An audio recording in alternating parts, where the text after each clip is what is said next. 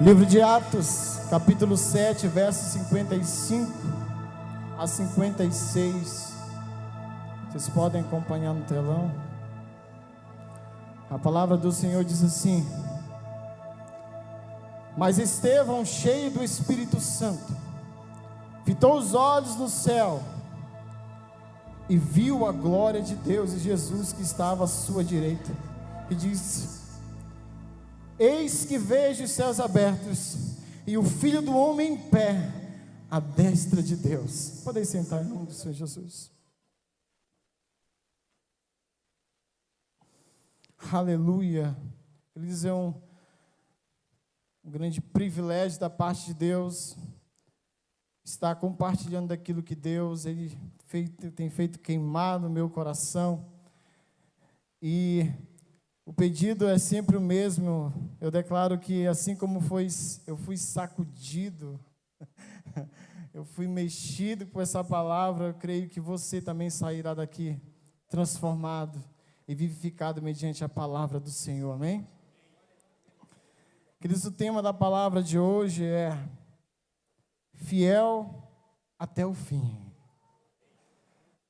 Amém, queridos? Fiel até o fim. Eu estou numa maratona, lendo a palavra. Sempre temos que ler a palavra, mas ultimamente o Espírito Santo tem me conduzido por um caminho, por uma palavra em relação ao nosso propósito. Não sei se vocês já prestaram atenção que eu já preguei várias palavras direcionadas a isso, porque, queridos, é o tempo da vinda do Cordeiro. E a igreja precisa se manter fiel. A igreja precisa se manter inabalável diante das adversidades. E nós podemos observar, queridos, que logo após a ressurreição de Jesus e a ascensão dele, o livro do Atos dos Apóstolos relata uma igreja que passa por um tempo de bonança. Se você for estudar aqui, nesse momento aqui da história, no livro de Atos, você vai ver uma igreja que estava passando por um momento muito bom. Muitas coisas estavam acontecendo. A igreja, os irmãos ali unidos em oração. Você vai ver ali uma igreja que estava caminhando numa pegada de aprendizagem, da fé sendo edificada, dia após dia. Livro de Atos, capítulo 9, verso 31, diz assim: a igreja, na verdade, tinha paz em toda a Judéia, Galiléia e Samaria, edificando-se e caminhando no temor do Senhor, e no conforto do Espírito Santo, crescia em número. Então a igreja vivia ali no conforto do Espírito Santo, no conforto de estar juntos com os irmãos, comungando de uma mesma fé, aprendendo juntos, porque ali é o começo de tudo, ali é o começo de um grande projeto, posto em prática por Deus através de Jesus Cristo, o grande projeto da redenção, da salvação da humanidade, todo mundo ali. Mas para que todo mundo fosse impactado, assim como eu e você fomos um dia expostos ao Evangelho, e o Evangelho entrou no nosso coração e trouxe a verdade nos libertou. Essa galera aqui estava aprendendo isso. Os primeiros cristãos estavam ali aprendendo dia após dia, no tempo da bonança do Senhor. Logo após este curto período de tempo, é desencadeada uma grande perseguição, que teve como pivô a morte de Estevão.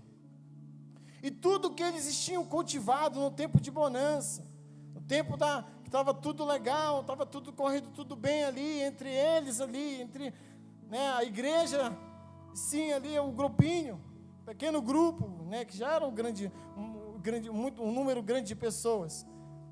Mas em comparação ao plano e o projeto de Deus, era pequeno. Tudo aquilo ali que eles cultivaram, agora estava sendo posto à prova. E a principal área, queridos, que iria ser posto à prova naquele momento ali, era a fidelidade deles. Era a fé deles. Era tudo aquilo que eles tinham aprendido no tempo. Aprendido e crido. Não foi só apenas um aprendizado, ali houve uma transformação de corpo, alma e mente. Naquele momento ali, assim como nós fomos transformados e somos edificados dia após dia, eles estavam vivendo isso também. Só que de uma forma intensa, de uma forma tão sobrenatural. Mas o que significa ser fiel, queridos? Uma pessoa fiel, uma pessoa sincera, íntegra, é aquele que age com fidelidade, que cumpre com suas promessas. Fiel é aquele que nunca muda o seu comportamento, que é firme, constante, perseverante, é um amigo certo, é aquele que não mantém ligações amorosas, senão com a pessoa com quem se comprometeu, é aquele que mantém fidelidade, é aquele que está ali todo o tempo, que o seu amor e a sua paixão está firmada e acabou-se. A fidelidade desse povo eles precisavam provar isso, eles precisavam se nutrir dia após dia da fidelidade. Não, Deus é fiel. O escritor aos Hebreus, capítulo 10, verso 23, diz assim: apeguemo-nos com firmeza à esperança que professamos, pois aquele que prometeu é fiel. Aquele que prometeu é fiel. Então, queridos, tanto a definição de fidelidade, que fala de firmeza, fala de pessoas que não mudam o seu comportamento, quanto a afirmação de Hebreus que diz que aquele que prometeu é fiel, nos dá uma definição clara do perfil dos cristãos do primeiro século. Ao estudarmos o livro de Atos, vemos que após o episódio de Estevão, foi martirizado pelo nome de Cristo. A leitura nos indica que houve uma grande perseguição. Mas para que serve a perseguição? Qual era o intuito dessa perseguição?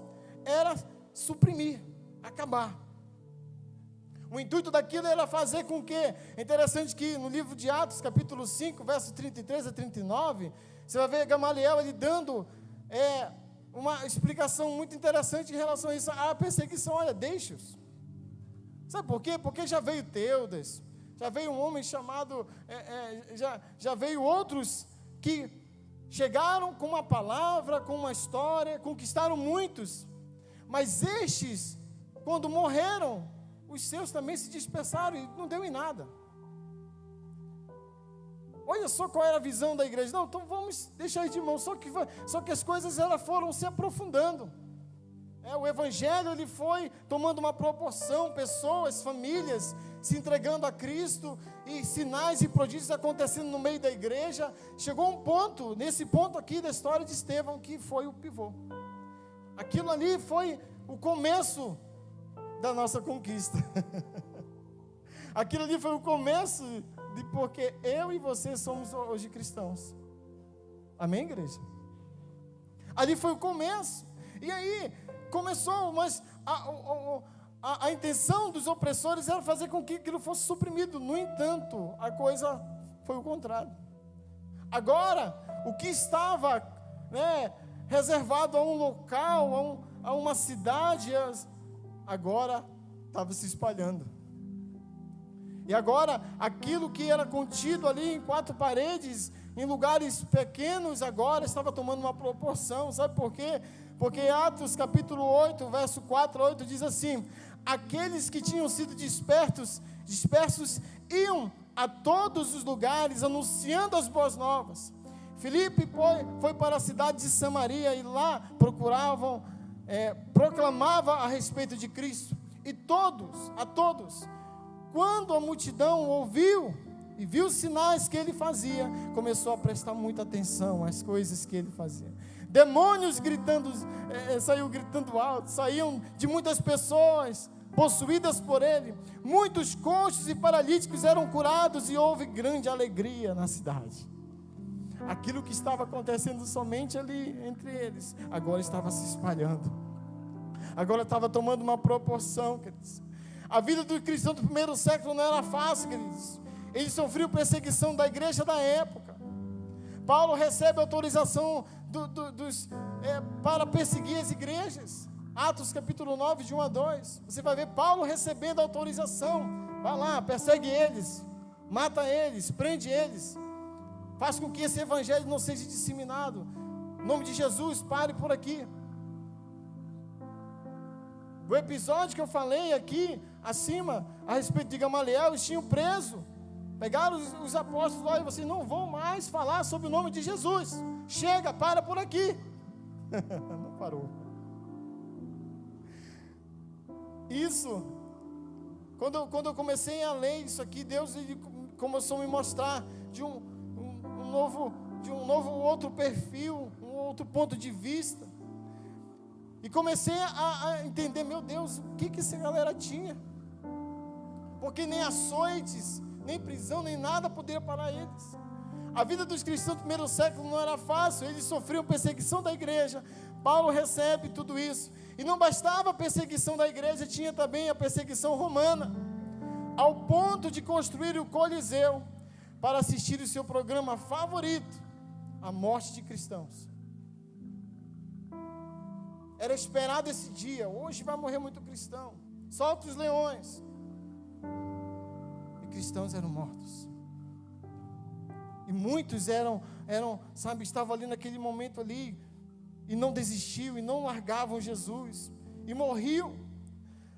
A morte de cristãos, isso não foi suficiente para paralisar, aleluia, mas isso não foi suficiente, a igreja permaneceu.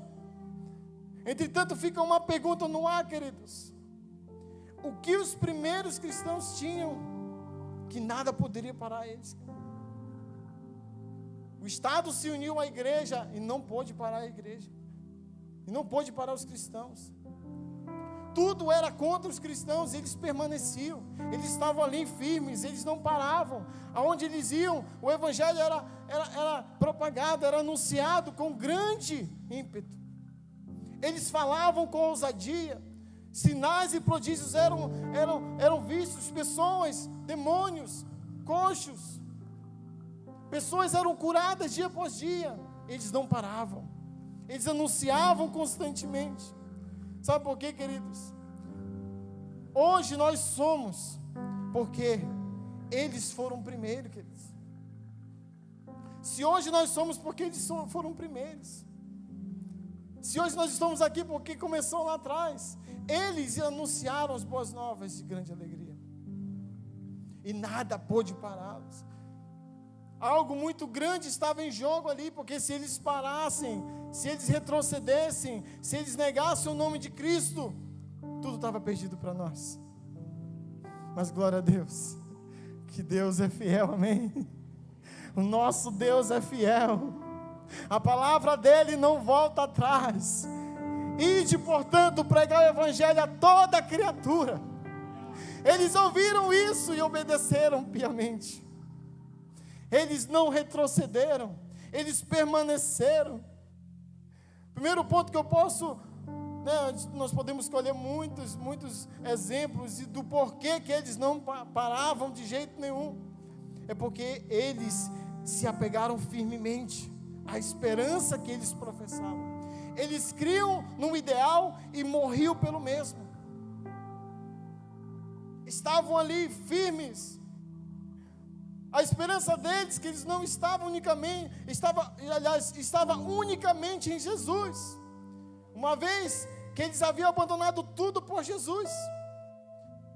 Ali, você vai ver, era uma igreja miscigenada, uma igreja que estava ali, tinha judeus convertidos ao cristianismo, mas também tinha uma galera ali que eles chamavam, que era os de fora. Que era aqueles que não poderiam estar junto deles. Havia algo que não permitia com que o evangelho, que ele se continuasse do jeito que estava, ia morrer por ali. Sabe por quê? A esperança, é interessante isso, que Simão Pedro, que a gente vai ver ali, quando ele vai visitar a casa de Cornélio, ele inicia bem se dizendo: olha,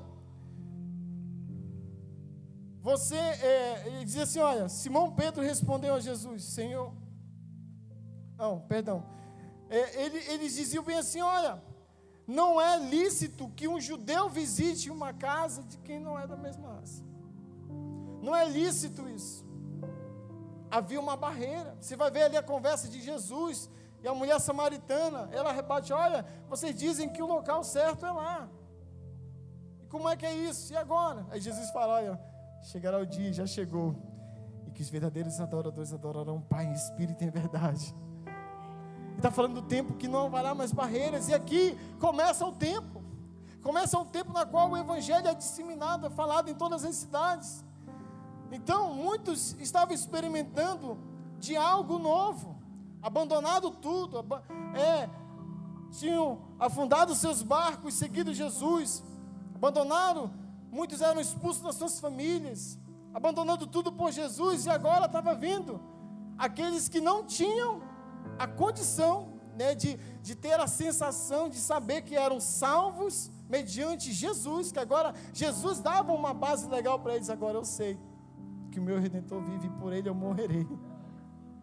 Agora eles tinham isso no coração deles, e eles tomaram para si isso. Agora é a nossa vez, agora é a nossa vez de fazer, de mudar a nossa história, agora é a nossa vez de mudar tudo. Eles agarraram essa oportunidade única nas suas vidas, agarraram com toda a força. Então a esperança deles estava unicamente em Jesus, não era em outro. Simão Pedro respondeu a Jesus: Senhor, para quem nós iremos? O Senhor tem as palavras que dão vida eterna. Nós confiamos no Senhor e sabemos que é o Santo de Deus. Eles pegaram isso e agarraram firmemente, não deixaram, não largaram por nada. E como eu falei, muitos estavam experimentando a primeira vez de fazer parte de algo grandioso, o plano de salvação para o mundo todo, o plano de salvação. Agora a salvação não estava apenas em Israel, agora o mundo todo, as nações estavam ouvindo uma nova palavra de esperança. A esperança para as nações estava sendo propagada, e muitos ouviam aquilo ali, porque ouviram dos seus avós, ouviram dos antepassados que diziam: se nós servíssemos o Deus de Israel, mas nós não podemos. Nossos povos adoram outros deuses. Aí Jesus vem e restabelece a adoração, aleluia, e muda toda a história. Então havia essa diferença, mas eles ouviram, sabe, e eles entenderam. Como eu havia falado, o exemplo de Pedro, né? Pedro dirigiu dizendo assim: olha, vós bem sabeis que é proibido um judeu assentar-se na mesa, ou mesmo aproximar-se de alguém de outra raça. Não havia permissão. Agora em Cristo Jesus eles tinham essa autorização. Ide, portanto, pregai o Evangelho. Aqui é o fechamento de algo grandioso que aconteceu com Pedro, a visão que ele teve. Vai à casa de Cornélio, anuncia, porque eles também merecem ouvir. Eles também merecem ouvir a salvação, apegando-se firmemente à palavra.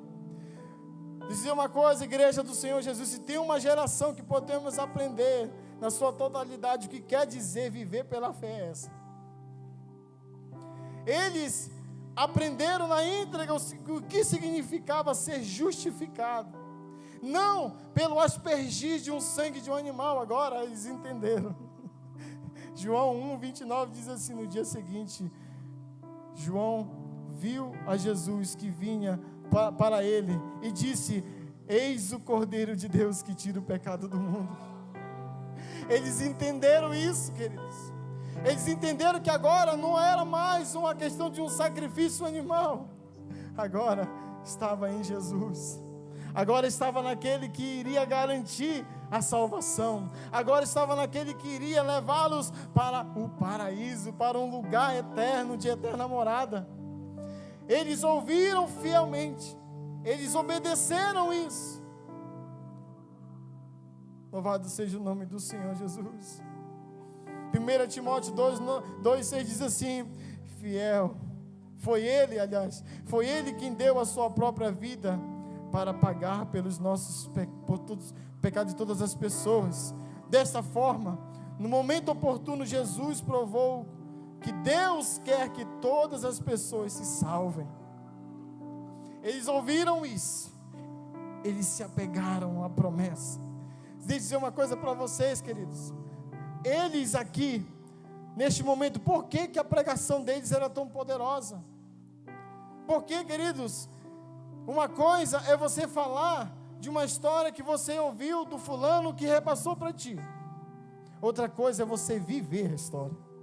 Outra coisa é você viver, estar vivendo aquilo ali. É você ver os fundadores, você ver as pessoas que andaram com Jesus, e você poder ouvir da boca deles: eu andei com o Mestre, Ele me falou isso, eu sou o caminho, a verdade e a vida. Eles estavam vivendo isso, eles estavam apaixonados pelo Evangelho, estavam apaixonados por Jesus dia após dia, apaixonados por Jesus. Outro ponto que eu posso apontar aqui: eles eram unânimes, andavam em unidade. Um exemplo bem claro, Atos capítulo 2, de 42 a 47, diz assim: e perseveravam na doutrina dos apóstolos e na comunhão, no partir do pão e nas orações. Em cada alma havia temor, e muitos prodígios e sinais eram feitos por intermédio dos apóstolos. Todos os que creram estavam juntos e tinham tudo em comum. Vendiam as suas propriedades e bens, distribuindo os produtos entre todos, à medida que alguém tinha necessidade. Diariamente perseveravam unânimes no templo, partiam o pão de casa em casa e tomavam as suas refeições com alegria e singeleza de coração, louvando a Deus e contando com a simpatia de todo o povo. Enquanto isso, acrescentava-lhes o Senhor dia a dia os que iam sendo salvos. Unanimidade, juntos, sabe, estamos juntos em oração, no partir do pão. Interessante que chega aqui: diariamente perseveravam unânimes, partiam o pão de casa em casa e tomavam suas refeições com alegria. Parece propaganda de margarina, né? Todo mundo rindo, né? Ali, cada coisa feliz ali, todo mundo junto, tal, coisa linda, o povo junto.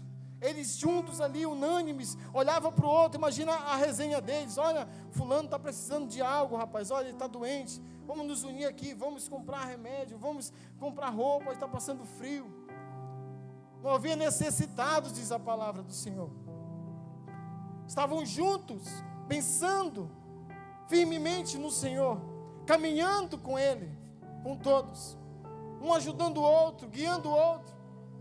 Hoje, queridos, nós temos essa oportunidade de viver essa realidade nas nossas células, amém? Viver isso, a unanimidade, viver juntos, caminhando juntos, orando, intercedendo. Nós temos muitas coisas na célula que nos encorajam a coletividade, a oração pelos alvos, a oração uns pelos outros. Você está ali, aquele momento final da célula, queridos, a comunhão é algo primordial, que você precisa aproveitar aquilo ali, porque aquilo ali é o momento de você interagir com o seu irmão, de você, sabe, criar um motivo de oração por ele, de você, sabe, se aprofundar e conhecer uns aos outros. Essa é a intenção. Essa galera que vivia diariamente, oravam, aprendiam juntos, tiravam dúvidas, estavam todo o tempo ali, apaixonados por Jesus. Cara, eu estou tão apaixonado por Jesus. Eu dizia: cara, eu amo Jesus mais que tu, cara. Aí eu dizia: não, eu amo Jesus mais que tu, cara.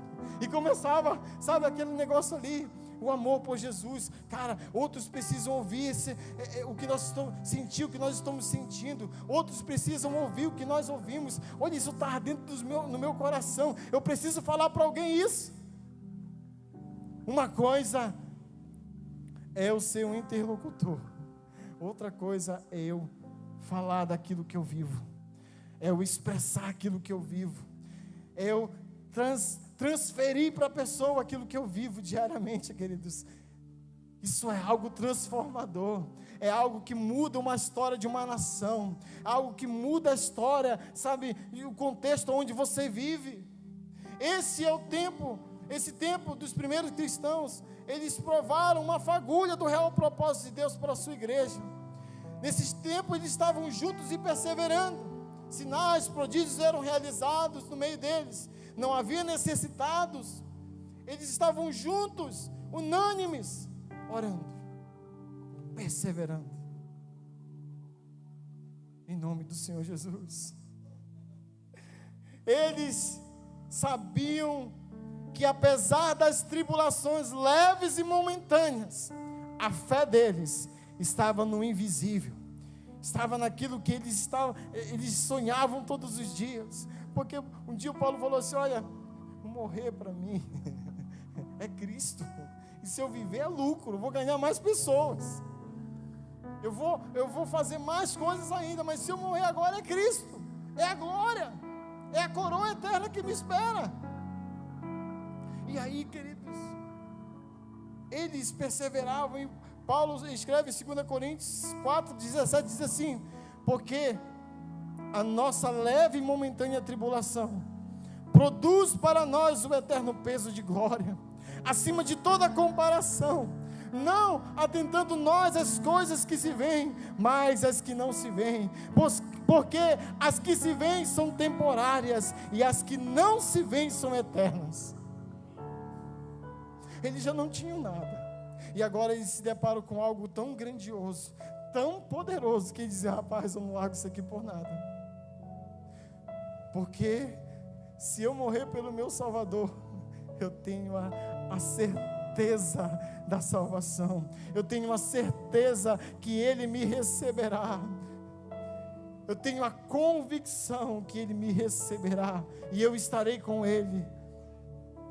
Eles viviam isso, eles olhavam para trás e viam o legado que receberam das gerações passadas, e viam aquele momento uma oportunidade de reescrever a própria história, reescrever um novo tempo para a sua vida, reescrever um legado de Deus para a sua família, reescrever aquilo que um dia foi perdido. Eles diziam: eu não vou retroceder, eu vou permanecer,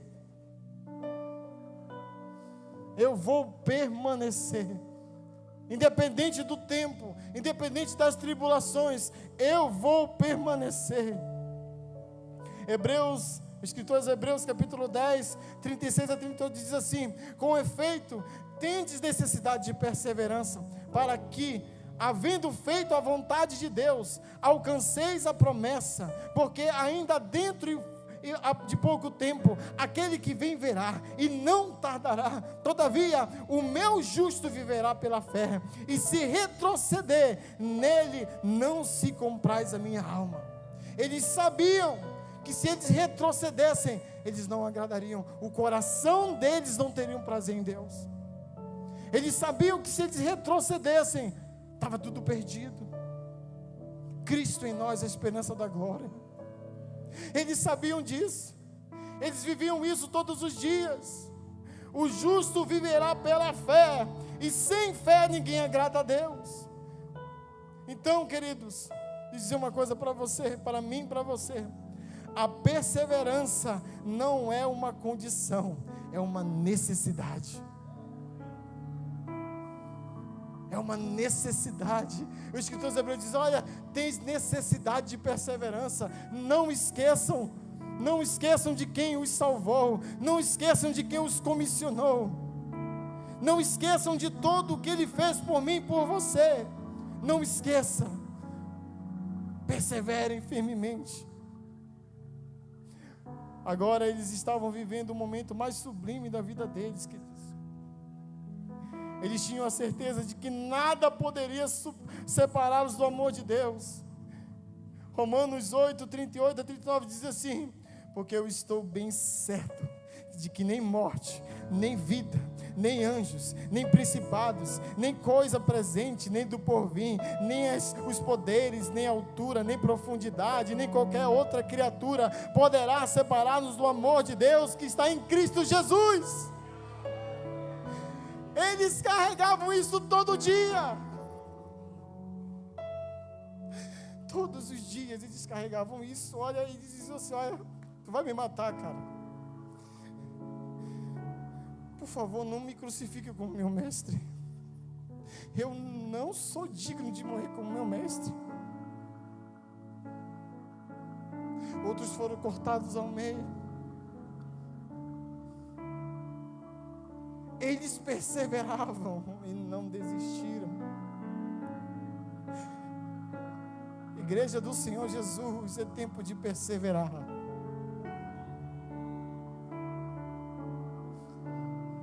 Há um tempo de pressa da parte de Deus para com sua igreja.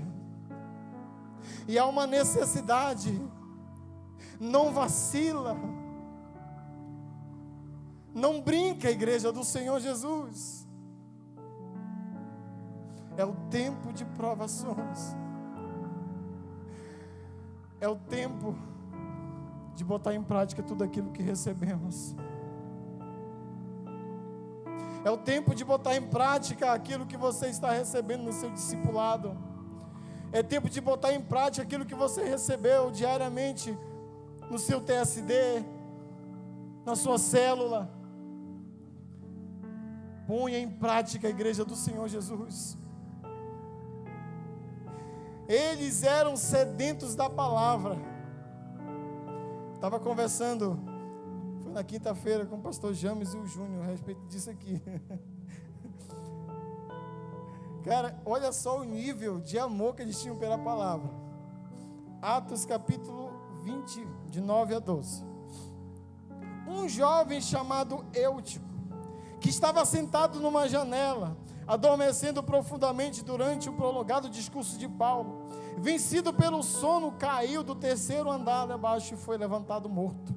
Descendo, porém, Paulo inclinou-se sobre ele e o abraçou e disse: não vos perturbeis, que a vida nele está. Subindo de novo, partiu o pão e comeu, e ainda lhes falou longamente até o romper da alva, e assim partiu. E então conduziram vivo o rapaz, sentindo-se grandemente confortados. Cara, Eutico caiu e morreu.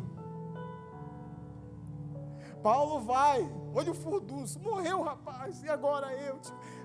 Paulo vai lá, ora.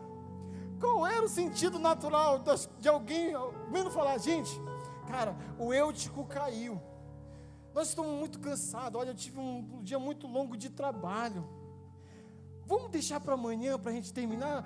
O irmão Paulo pode parar bem aí, e aí amanhã a gente dá prosseguimento, que eles não há essa interrupção. Eles voltam, Paulo ainda prega até de manhã para eles, olha a fome deles. Olha que eles sabiam que essa oportunidade de ter Paulo com eles, talvez não teria outra. Porque nesse tempo aqui, aceitar Jesus era uma sentença de morte. Por isso o Evangelho foi disseminado de uma forma tão grandiosa. Porque eles aceitavam Jesus e sabiam assim: eu aceitei Jesus agora. A Rafisa pregou para mim, eu aceitei Jesus. E agora eu tenho que pregar para o maior número de pessoas, porque o primeiro soldado que me pegar me mata. Quando eu vi alguém dos sacerdotes, vão me prender e vão me matar. Então eu vou pregar por tudo quanto é canto. Eu agora, minha vida, olha, já não vale mais nada. Agora convém cumprir aquilo que Ele me comissionou. E eles iam por todo canto, queridos, anunciando o Evangelho, pregando. Eles eram apaixonados. Eu ouvi uma frase do pastor Luiz Almeida, da Paz Church Santarém, o líder, pastor principal de lá, diz assim: Deus, anote se você tiver, ela tá, coloque no seu Instagram.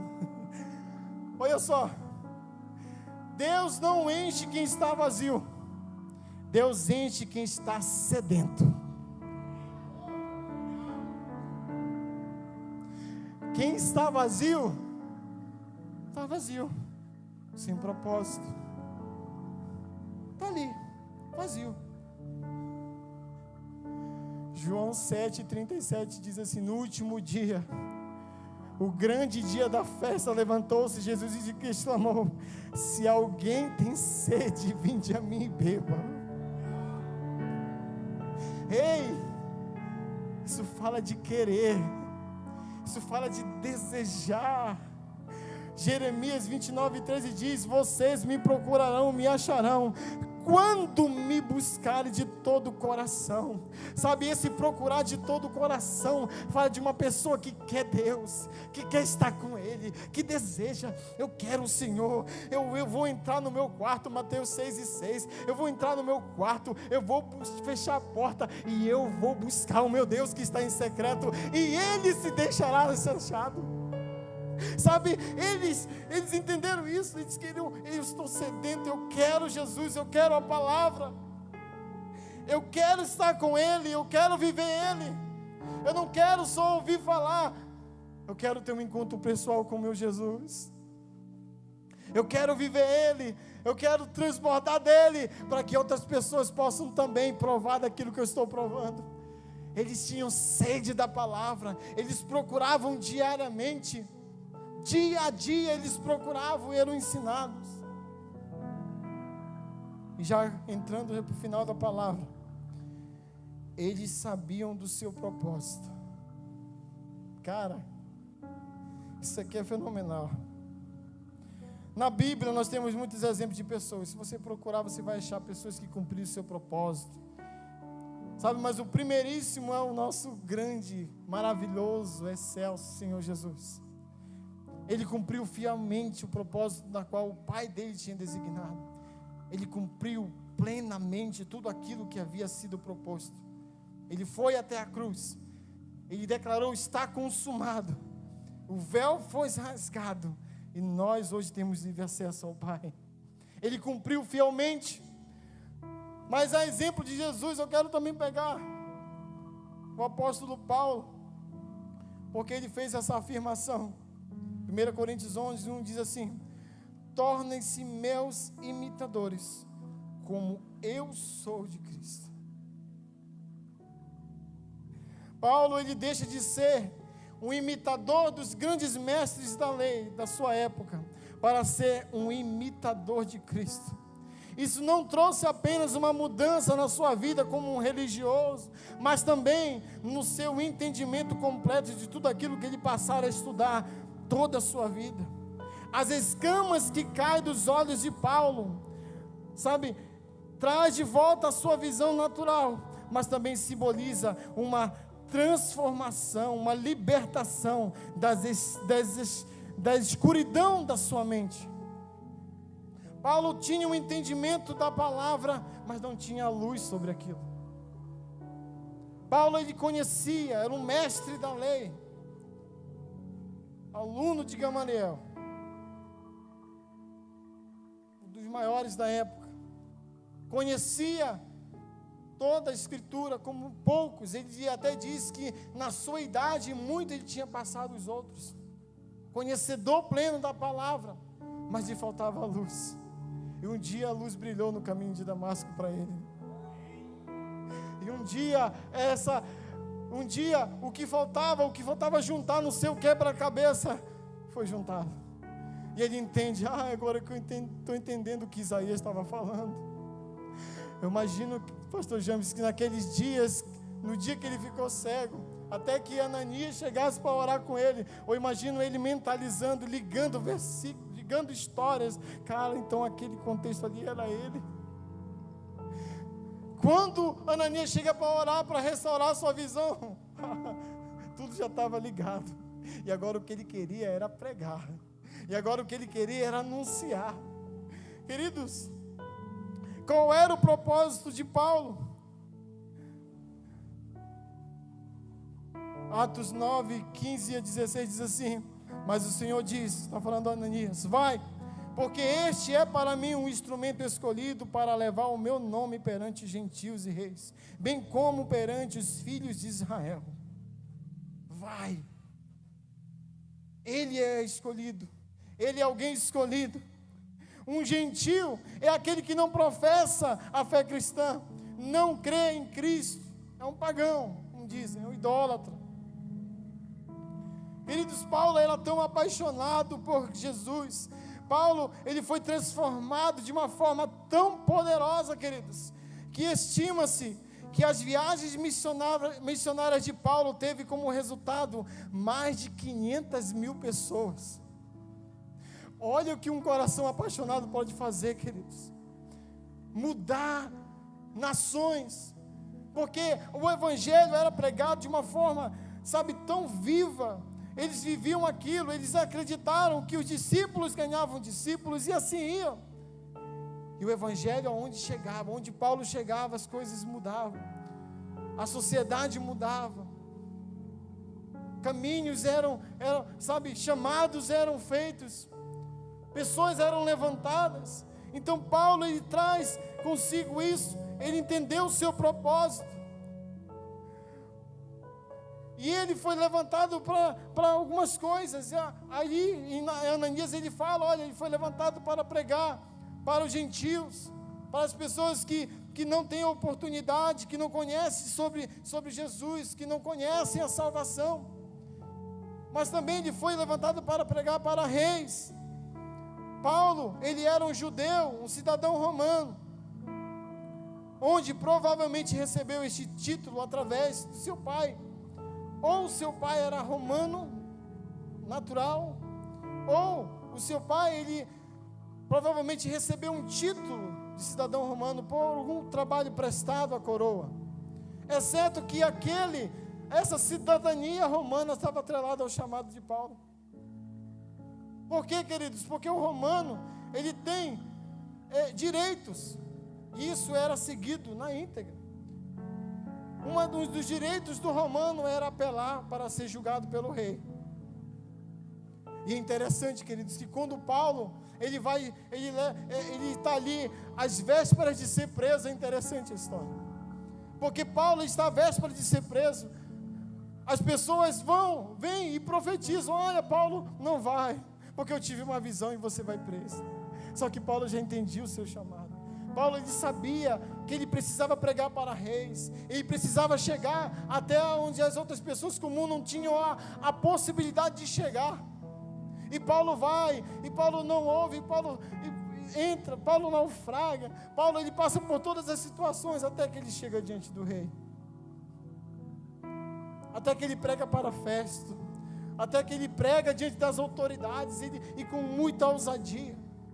É interessante que, olha só o que diz em Atos 26, 32, diz assim: e Agripa disse a Festo: este homem já podia estar solto, e se não tivesse pedido para ser julgado pelo imperador, por César. Se você for ler, eu encorajo você a ler aqui, Paulo, ele prega ousadamente para eles. Paulo, ele não fica ali, sabe, amedrontado, porque eu estou na frente do mundo. Não, eu tenho que pregar o evangelho. Este é o meu propósito. Esse é um dos meus propósitos. E aí ele prega ousadamente. E queridos, Paulo, ele, em meio a todas as adversidades, Paulo cumpriu fielmente o seu propósito. Paulo, ele cumpre na íntegra tudo aquilo que Deus havia colocado no seu coração. Paulo vai às nações, Paulo vai, sabe, pela Ásia, Paulo anda a Europa pregando o evangelho, ganhando pessoas, mas tudo isso, Paulo, ele pagou um alto preço. E aqui, 2 Coríntios 11, 22 a 27, Paulo, ele dá aqui um resumo de toda a sua vida. Ele fala bem assim: são hebreus? Também eu. São israelitas? Também eu. São descendentes de Abraão? Também eu. São ministros de Cristo? Falo como fora de mim, eu ainda mais. Em trabalhos, muito mais em prisões, em açoites, sem medidas, em perigos de morte, muitas vezes 5 vezes recebi dos judeus uma quarentena de açoite menos um. Foi 3 vezes fustigado com varas, uma vez apedrejado, em naufrágio, 3 vezes e uma noite. Eu um dia passei na voragem do mar, em jornadas, muitas vezes em perigos de rios, em perigos de salteadores, em perigos entre patrícios, em perigos entre gentios, em perigos na cidade, em perigos no deserto, em perigos no mar, em perigos entre falsos irmãos, em trabalhos de fadigas, em vigílias muitas vezes, em fome e sede, em jejuns, muitas vezes em frio e nudez. Tudo para cumprir o seu propósito. Tudo para que o nome do Senhor Jesus não parasse. Tudo para que nações viessem a ouvir a salvação.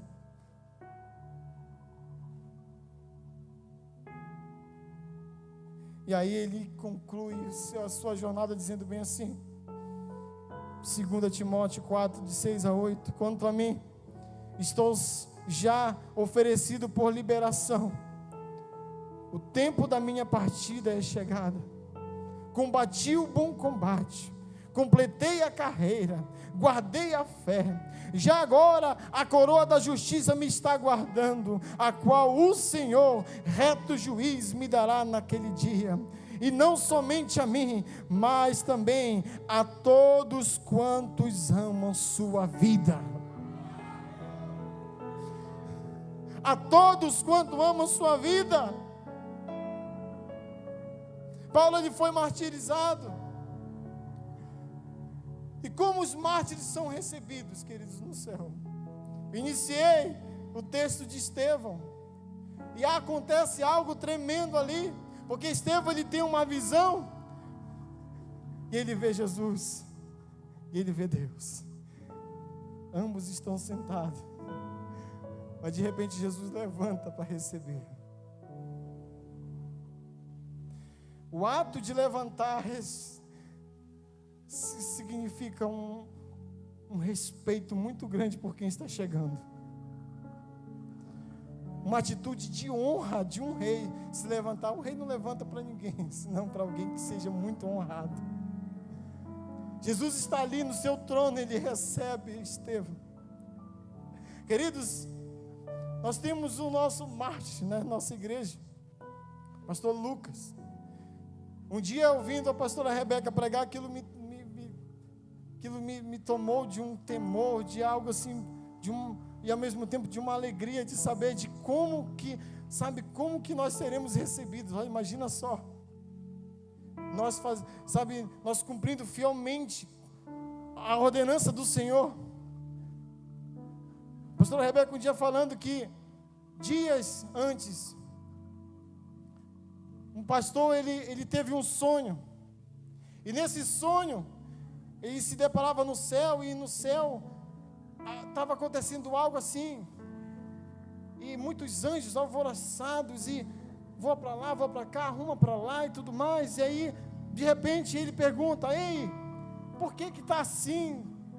Tudo está um negócio assim, fora do comum. Eu imaginava que aqui, e estava pensando que estava até morto, imaginava que era aqui, estava mais tranquilo. E falou: não, nós estamos nos organizando, porque está chegando alguém muito importante, e nós precisamos recebê-lo como devido. Dias depois, pastor Lucas, ele é recebido lá. Queridos, o que eu quero dizer com isso é que aquele que nos prometeu é fiel para cumprir. Fique de pé, igreja, em nome do Senhor Jesus.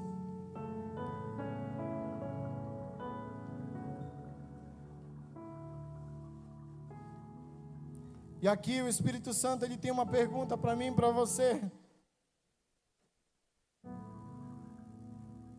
E eu já quero chamar você, vem aqui à frente em nome do Senhor Jesus. Quero orar com vocês. Em nome de Jesus, podem vir. Ocupem esses lugares aqui, porque há algo que eu quero orar por vocês aqui. Ah, pastor Júnior, mas é pouco. Enche isso aqui. Ah, mas encheu. Vem até a metade da igreja, não fique no seu lugar. Deus, ele quer religar algo aqui. Deus quer refazer algo. Gálatas 5:7 diz assim: você escolheu bem. Quem os impediu de continuar obedecendo a verdade? Quem impediu vocês de pararem no meio do caminho? Será que foi a profundidade? Será que foi o porvir? O que os impediu de cumprirem o propósito de Deus para as suas vidas?